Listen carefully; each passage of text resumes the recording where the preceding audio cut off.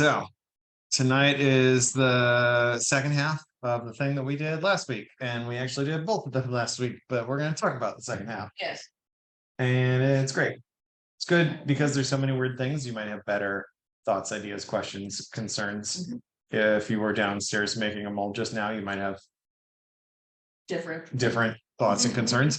And so it'll be good to have these conversations as we think about the things. So, fair amount, like the first two are fully repeat, and then we just like go through materials. Yep. Which is, and then we can go downstairs and actually do some more because there's some things to do. Yes, we have some demos. Yeah. It is exciting. Whirlwinds, I guess. It's like that 5 seconds at the beginning of the episode where they tell you what happened last time. Yeah, the recap. The first two are definitely the recap. Where there should be a skip button underneath. And I suppose on YouTube there will be. Yes, given. Still best learned hands-on. So the doing with the things and hands-on is a good way to be. And so we're going to do that in a bit. Yeah, the definition of molding and casting. Yep. The mold is the negative, the casting is positive. Yep. This is the only mold that's the same. The rest of these are new. Chest pieces are a great example of a thing to mold and cast. Although lungs also work well. Yes. Anthills. Anthills work really well with molten aluminum. Yeah. Ants. Oh no. Feels fucked up. There are trillions of them and they're pests. It's fine. It's really fun to watch on YouTube. Yeah, it's actually fascinating. You gotta go to sandy soil though. Okay, anyways. Fire ants, I think they can go. Yeah, fire ants. Right here. Right. And so, yep, mold release. Yeah. Yes. It's a layer, so they'll separate. Last night, yeah, nailed it. Yeah, I made banana butterscotch muffins last night. Yep. On the request of a pregnant wife. You bake the things she wants, and so they're pretty good. And so the little paper cup is there to separate it so that it comes out of the muffin tin. Otherwise, they would not come out of the muffin tin. Also, spray like oil or something like that. The one thing I do want you guys to remember, aside from greasy types of mold release, where it just keeps it from sticking, dust and dust-like substances will also cause that effect in many situations. So just keep that in mind. Sometimes it's good, sometimes it's bad. Yeah, you don't want accidental mold release. Right. Okay, and so we continue on.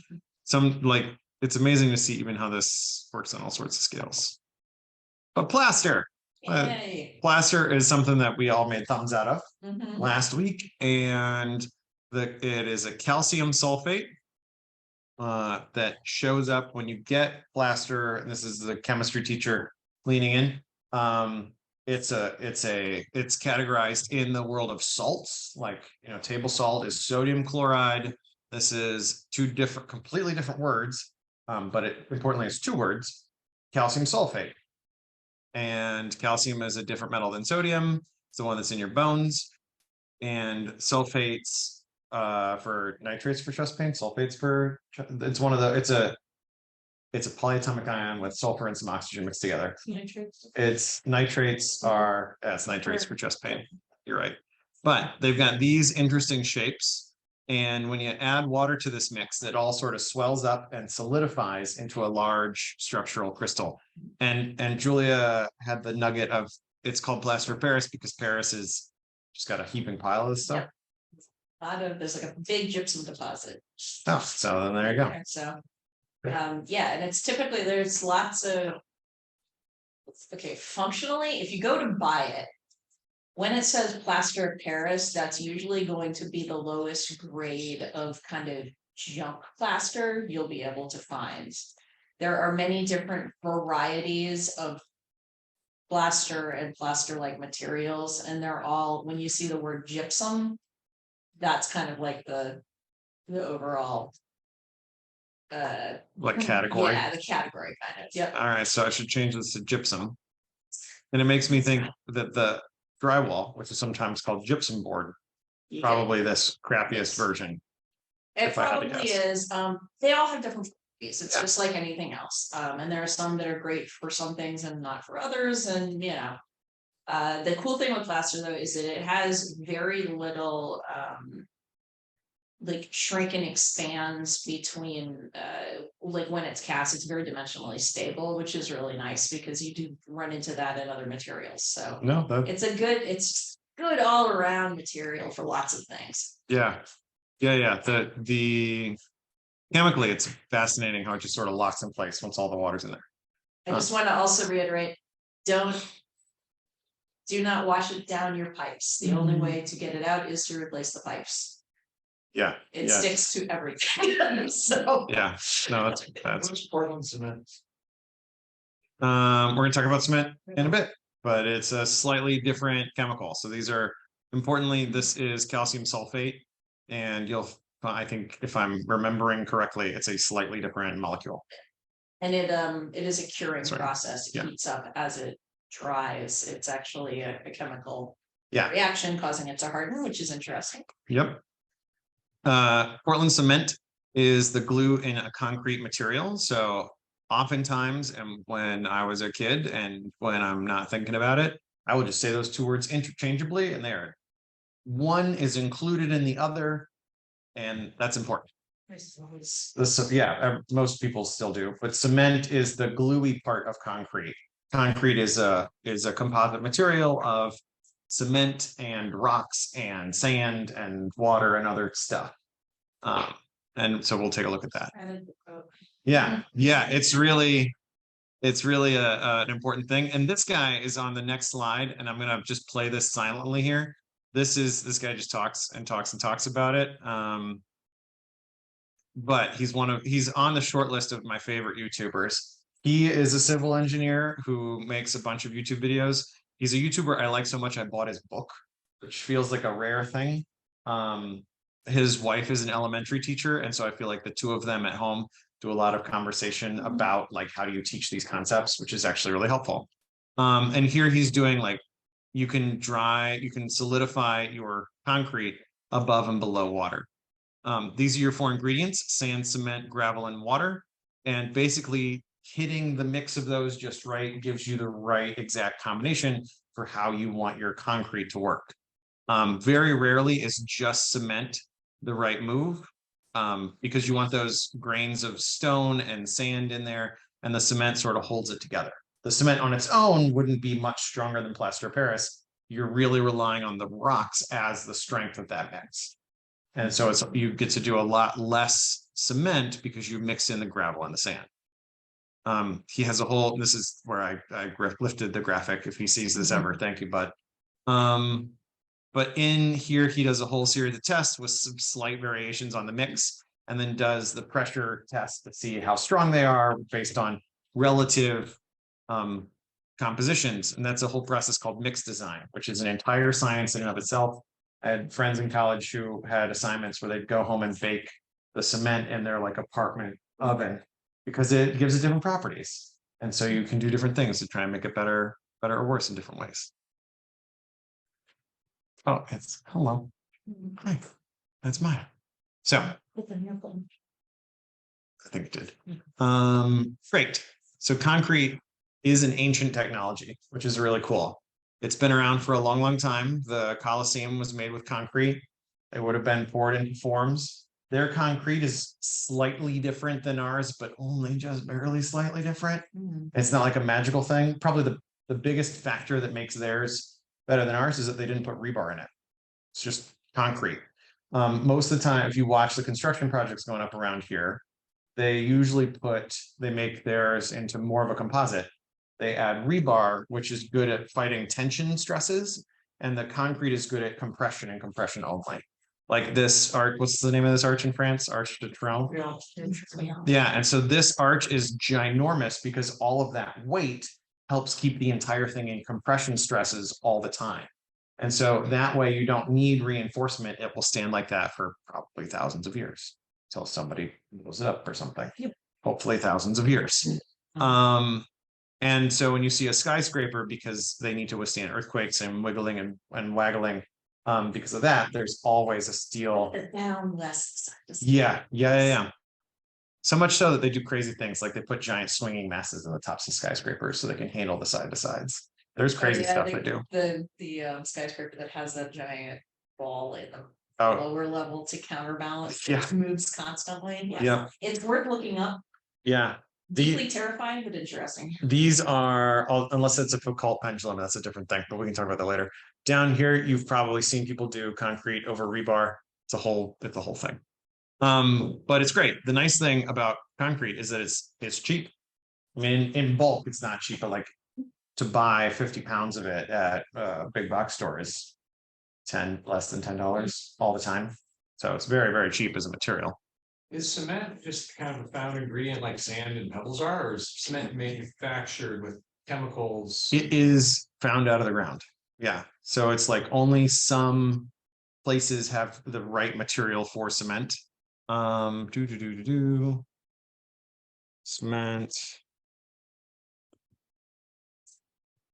It is tricalcium silicate, dicalcium silicate, or tricalcium aluminate, and tetracalcium aluminoferrite.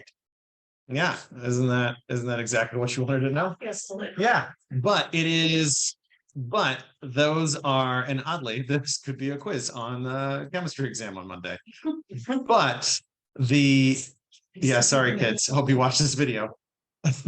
This is like just found. Some places those minerals are together, and if you pull it up out of the ground, and I'm not exactly sure the process for how they turn it into a powder, but I'm sure they get it out of the ground as a rock, pound it, dry it out, and then it's ready to go. With plaster, if you heat it up above a certain temperature, I think it's like 220 or something, like it just turns to dust again, essentially because of the water. I believe it is the same thing for this. Yeah. You may need to break it up so it happens faster, but like I think it's essentially the same process.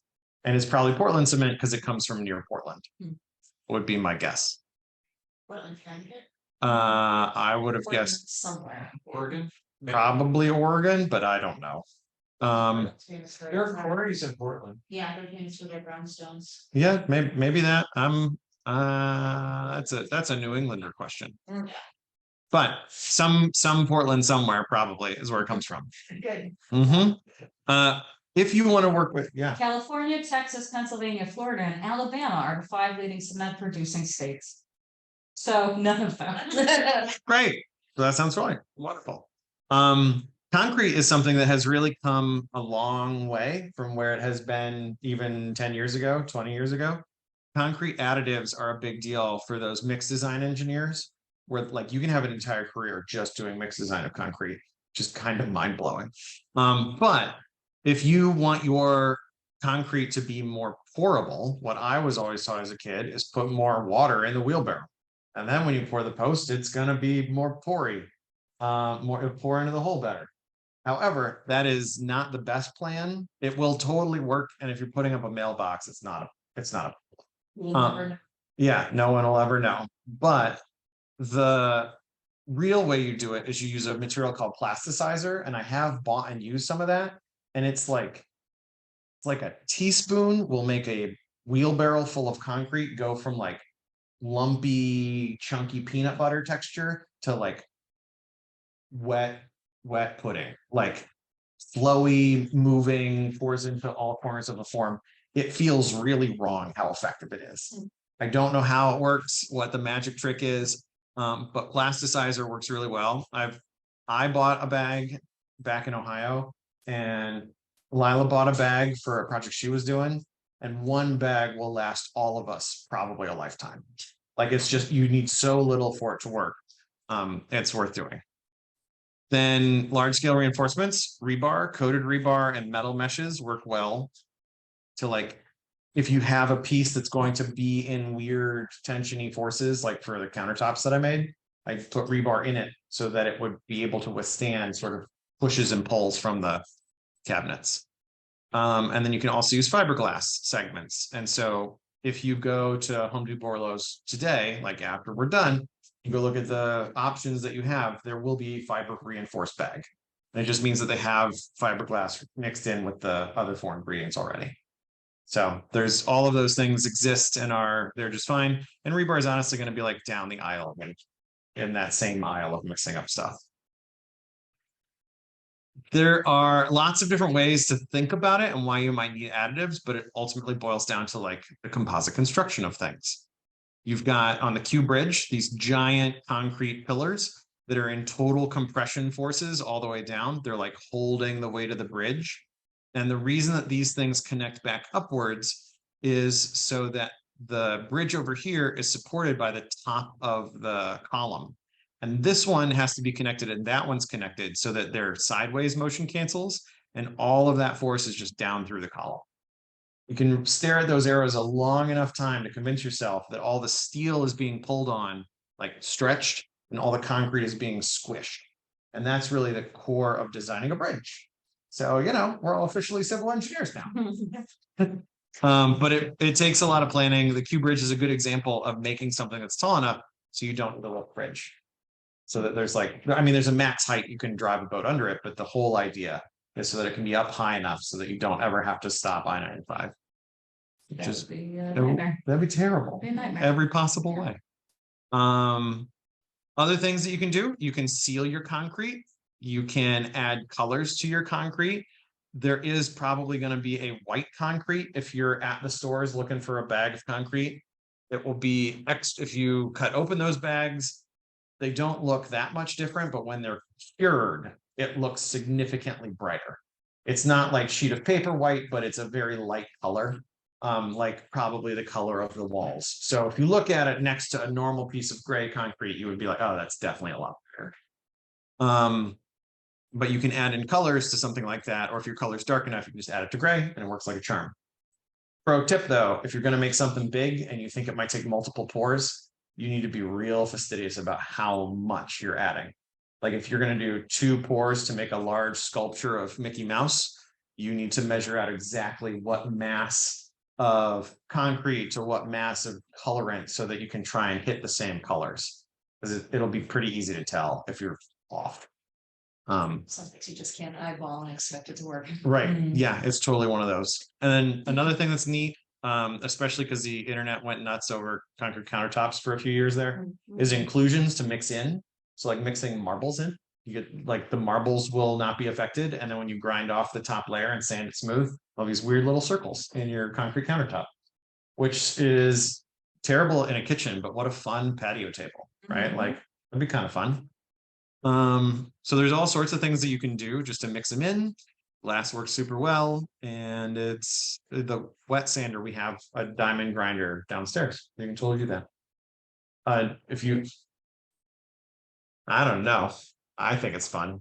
Actually, when I did a concrete countertop, If you put a hot down, there'd be so many bad things happening simultaneously. It would just be. Oh yeah, Pyrex marbles. That's right. It's gonna explode. It did fine. I said hot things on it sometimes, so it was fine. Yeah, it was fine. I don't live in that house anymore, so who knows what happened to the people since. It did get coated in epoxy after. The realtor came in and said, "Gray, no good, color it." And so I covered it in like an epoxy to make it look different. And the house sold. It was fine. Yeah. Epoxy resin. So here's the chemical structure of an epoxy. If you want to know, it's got these little like strings of stuff. Those are every bend in this line is a carbon atom. In case you want to know, I'm a chemistry teacher. It's compulsory. And then you got these little oxygens that are double linked. Those are like springs that sort of lock shut when the reaction finishes. And so there's all sorts of epoxies. Amber is one that we talked about. Putting beer bottle caps in a bar is a fun move. Well, okay, so epoxy is a resin, but Yeah. not all resins are epoxies. Oh, you're right. You're totally right. This is, Actually, an epoxy. I think it's, no, I think you're right. It's a resin. Yeah. Then when I Googled, I'm sure that I looked back and said this is an epoxide group. Yes. So this is like, these are polyepoxides because they have this sort of a structure here that is probably the epoxyl functional group, and it gets real nerdy real fast. So like, if you want to know the distinctions, but the behavioral pieces are probably the more useful stuff for us.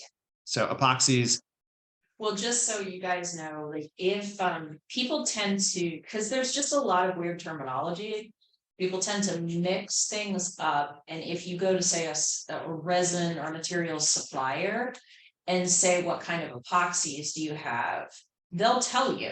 Mhm. If what you mean is what kind of resins you have, you're not getting the same answer. So that's where the terminology actually does matter. Mhm. Like you know, a lot of people will say, you know, they just use the term epoxy for resin, and that'll kind of confuse people that have a more detailed knowledge of it. So we'll get into that in a second. I feel compelled to do that. Yes. All right. So epoxy, it is.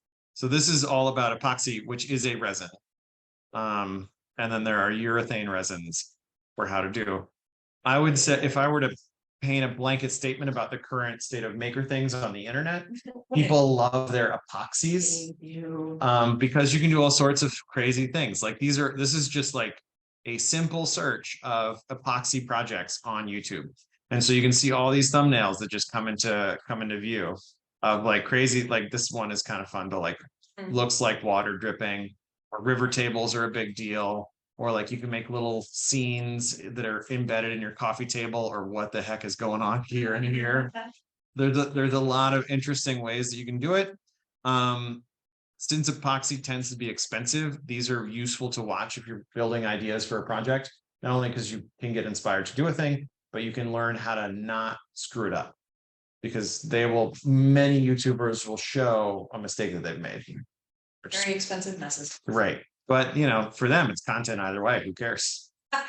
But for us, we probably want the thing at the end. Yes. So silicone then is got this chemical structure, if you're interested, and it's all over the place. I love those pot holders. Aren't they great? Yes. So much. They're adorable.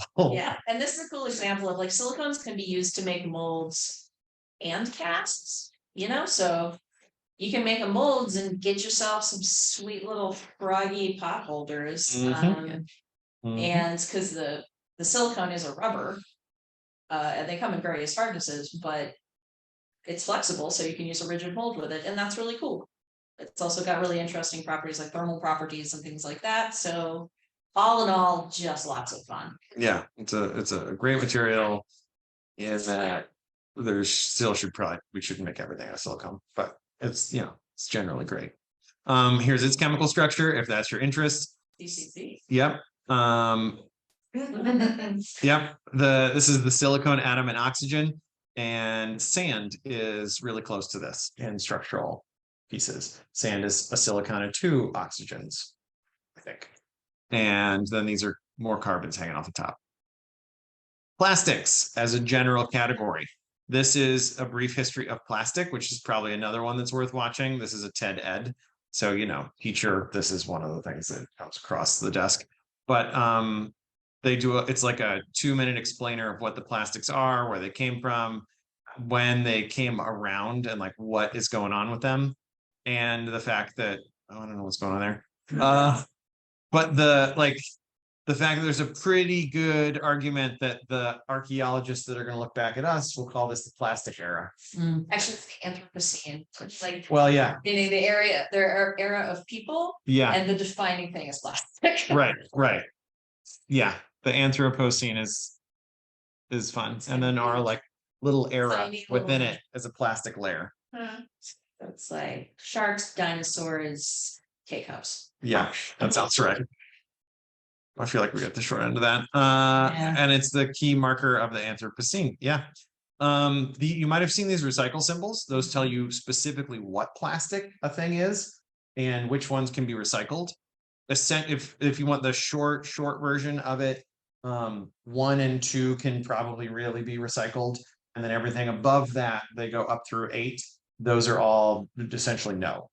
They can't be recycled. So 1 and 2 can. As a maker, 1 and especially 2 is a good one for us to play with, because it handles pretty well being heated, reheated, melted, cut on a table saw. And that's what milk jugs and lots of other common objects are in.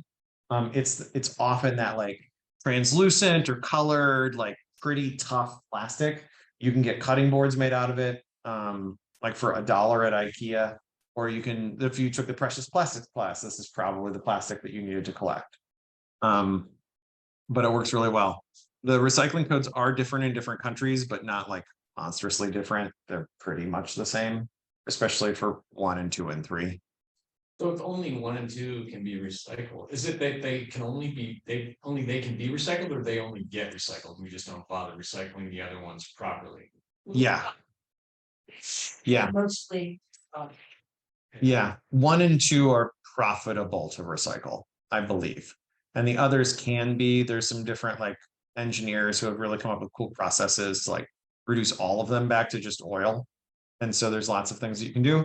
High density polyethylene, which is this one, is a really good one to do that. Plastic number 7 in America is just a mix of like a mystery grab bag of plastics. And so that's terrible to recycle because it's got so many things going on. But that's basically every plastic bag of salads ever come in, because they need like a vapor barrier, they need a container stretchy layer, they need like, even though it looks like a super thin film, it's like 5 or 6 plastics in there. And so that makes it impossible to recycle. This is why you've probably heard to take and recycle the bottle, but not the cap or the ring on like a Gatorade or Powerade bottle, because the cap and the ring are different plastics and they've got that like sealant gasket blue thing on the inside. Like those are all different materials, and it's just the bottle part. That's it's kind of gross. I've also heard that the black plastic containers that a lot of takeout food comes in can't be recycled.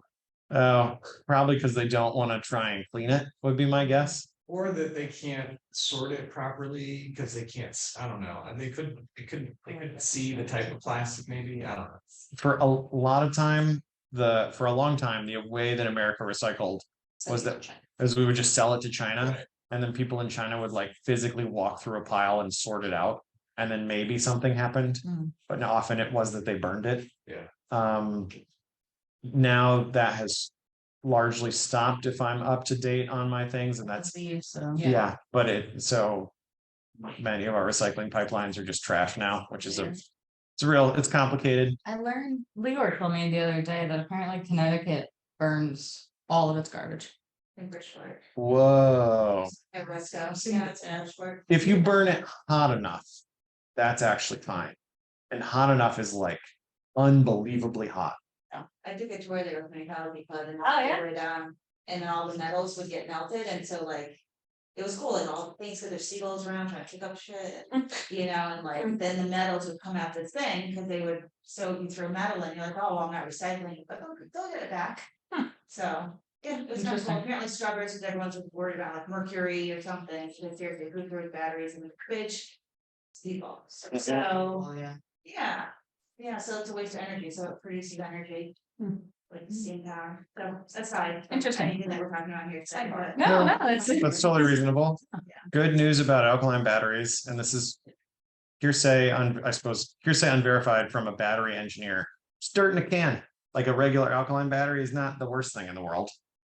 Still handle them correctly and throw them away appropriately, and look that up in your state and locality, which I need to do. I haven't used batteries in a while that are one use, but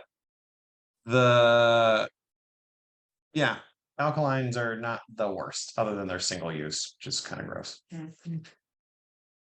So, on to better options. Pewter. Pewter is delightful. It's a malleable metal alloy that's got a bunch of things in it. And it has you can hit this with a blowtorch melting point. 170 to 230 Celsius. Do it on a stove. 3D printers will get that hot without a problem. Interesting. Yeah, so in theory, a 3D printer could print in pewter, although that I've never heard of anyone trying that. But like that's within We the just sort of run. it would just make stuff for that. I'm sure someone does it because it's a weird challenge. Someone did it, but it's within that temperature range. So this would have been, there were pre-1970, there were leaded versions of pewter, but because lead actually melts beautifully, it's just toxic. So don't.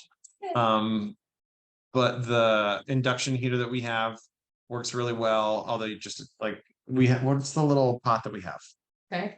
No, It it's is- even dumber.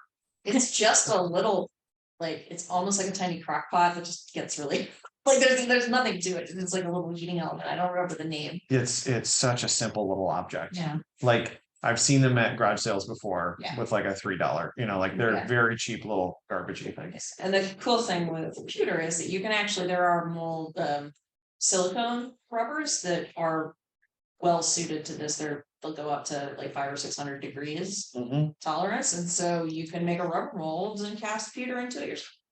Yeah, That's cool. yeah, it's a neat trick. So if you want to make like cool, heavy, like, chess pieces or something, you can totally do that. Yeah. This is like so approachable. I did it in high school art.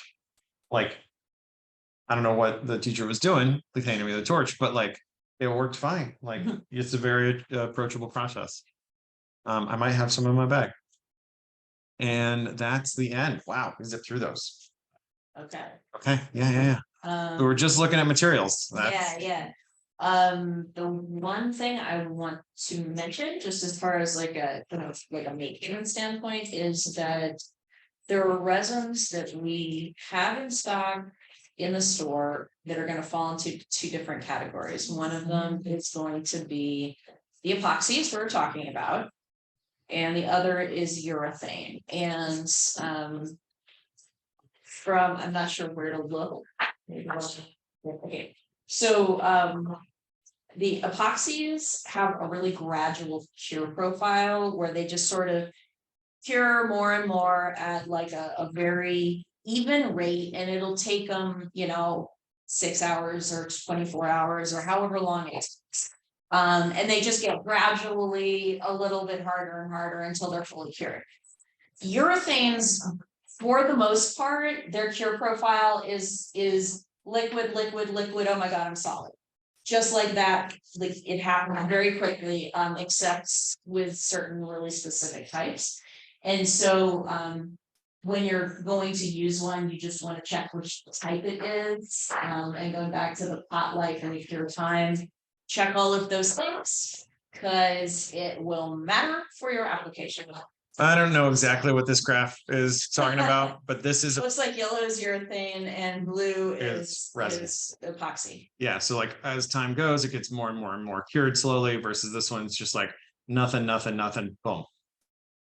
Yeah, and it's pretty fun. Arvia did a piece last year where she like machined out of a block of wood her nephew's name, then poured in the stuff. And then within 2 minutes, it went from like liquid and translucent to just like all of a sudden it was a solid white mass. And it was really, and for the urethane, it was really interesting. And urethane is very exothermic and also very much encouraged by heat. So when it starts creating its own heat, you get this like snowball effect that if you have a large mass of it, it cures way quicker than you think it's going to. So a trick with that when you're working with resins, if you've got kind of a lot of it, tip it out into a big shallow container and you will have a lot more working time. So, but it kicks quickly. So the rule of thumb with casting is do a test first so you understand what it's going to do. And especially if you have something that may be already open, check it before you use it on your projects. I cannot stress that enough because things do have a shelf life. Urethanes are moisture sensitive. Yeah. But like it would be a good fit for Mike, you had that carving and it would be a good fit for that because you could make sure the wood's, dry enough.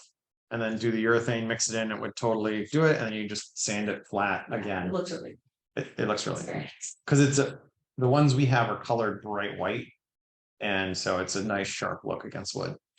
Looks nice. And you can get them in clear and tint them. There's just lots of options with casting. So it's kind of like, what do you want it to look like? And then we reverse engineer it from there. So.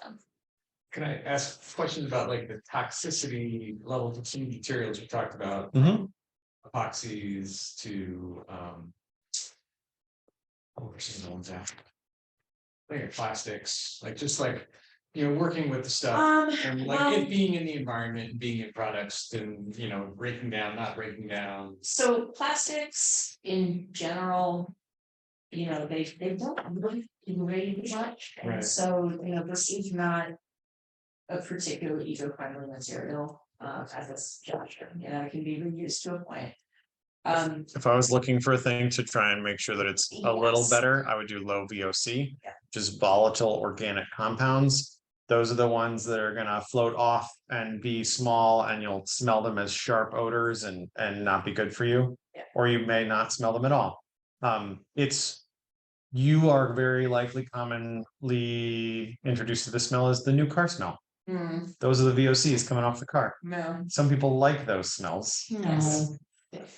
Weirdos like those smells. Yeah. Yeah. So as far as like from a functional perspective, the relative smelliness of a lot of resins, epoxy is very mild, urethane can be a little stronger, but not typically. It doesn't hurt to wear a mask ever. You always want to wear gloves, because when you're talking about like things getting into your system when they're in their liquid state, that's when you're at risk for that. Also, uncured part A and part B will just be sticky forever. And once it's on you, it's just hard to get it off. You get it out of stuff. Like, so don't get it in your clothes or your car seat or anything like that. It's just the one thing I would caution people against is using polyester resin, which comes up a lot in like I think boating applications and certain other things, and also cheap craft resin. It reeks beyond anything you have yet experienced. Like, I swear to God, it's really, really strong, very toxic. Like just from a like it will kind of like you'll get a sensory overload, and if you're sensitive to it, it'll be very bad. Which one is that? Polyester resin, like a Dixie cup of it could easily smoke out the entire space downstairs. So you don't want to use it indoors. Like, you know, I made the mistake of using it one time and spent like my entire project in like full protective gear. Like, you know, we've got to find that monkey style. And so it was it's not something that I can recommend. It tends to, however, be really not really cheap, but it'll be a little less expensive. And so I think that's why it gets kind of shoved into the craft market. I think that like casting craft type one that you'll get in Michaels or whatever is pretty much like that. So just check. Polyesters, and as this is a little chemistry talking, esters is a general thing. They have a fruity smell. There are esters in fruit that like give them their characteristic smells and flavors, and that's great. When you have a bucket of just the smell or flavor, it's offensive. You can imagine like you open a bag of candies and you're like, I don't want these. Yeah. Like when it smells too strong from whatever the heck they put in them, it's that, but you're actively mixing a hot pot of it. So It's really intense. Yeah. And very unpleasant. But like that's how they make cherry Yeah. Coke. You can actually boil the cherry flavor out of cherry Coke. It's kind of fun to do. Yeah, so from one other safety thing, if you're dealing with plasters or cements, the dust is something that you should be aware of, and you shouldn't inhale it. You want to wear a dust mask and have ventilation when you're doing that kind of stuff, because that can have a long-term health effect. It's the thing that like, you know, stone workers like getting that fine dust in their lungs, it just doesn't leave. And that goes for these materials as well. So. Great. Questions, thoughts, concerns before we go do stuff downstairs?